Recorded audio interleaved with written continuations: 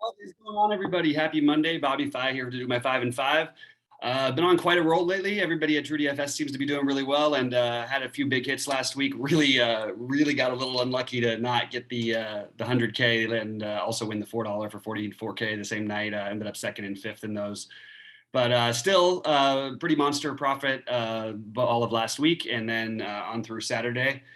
And yeah, just want to remind you guys, I do my plays every day. Sheets has his sheets updated, and they've been crushing every other sport, and including baseball though too. But I've been doing really well with baseball, and you can check out truedfs.com now for free for a month. Come join us. If you don't like it, you can get out of there for free. If you do like it, it is absolutely been making a lot of people money. So hopefully you are one of them.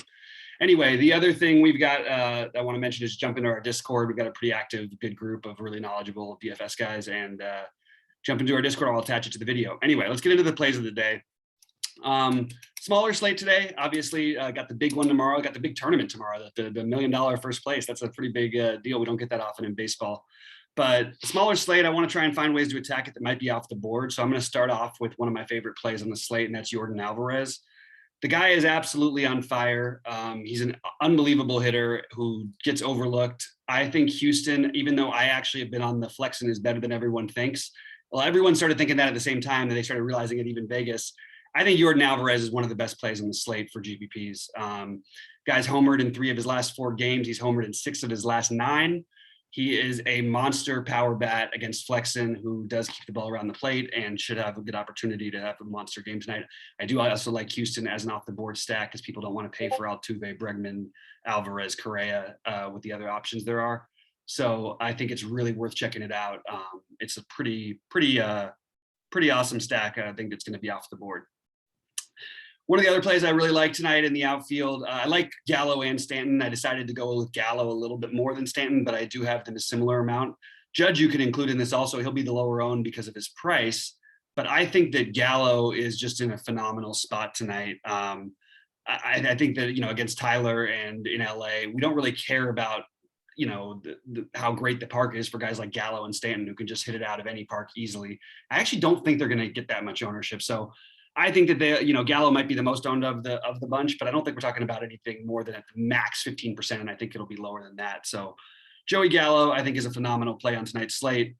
A guy who I do expect to get some ownership at least is AJ Pollock, Dodgers. I like Trey Turner a ton as well. You can sort of group these next couple plays in together because I think Pollock Turner as a little 2-man combo is going to be in a lot of my lineups. I think it's harder to get these guys in on FanDuel, so of course I'm going to try and do it, especially Turner. But I think it's a really good way to go to try and get some Dodger exposure against Smiley, who's really struggled on the road. And I think there's excellent bats for the Dodgers from both sides. Muncy, they're another one of the stacks that I really like tonight. Seager as well. The next one I have is Brandon Lowe, however we pronounce it this week, and Austin Meadows, both of them in the same game. I have them rated about equally. I think it's another great 2-man stack that you can try and get some exposure to at lower ownership.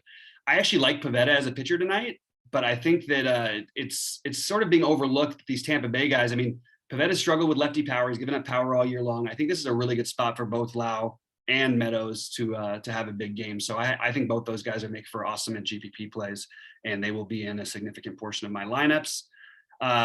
Those are I sort of combined them, so that sort of only makes 4. And then we've got the obvious team that everyone's going to talk about today, which is interesting because I just want to point out Toronto's probably been the worst offensive team in baseball over the last 3 weeks, and they do get Springer back tonight, who will be hugely popular.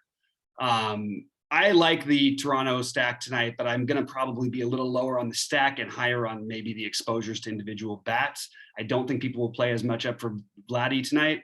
He's been struggling a little bit. Bichette's been swinging a nice bat. Kevin Smith just got his first home run. Corey Dickerson's an excellent play at his price range. But I think Vlad is the play that I want the most exposure to there.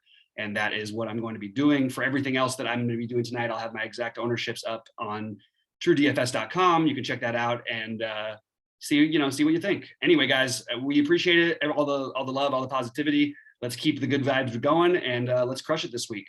Good luck, everybody.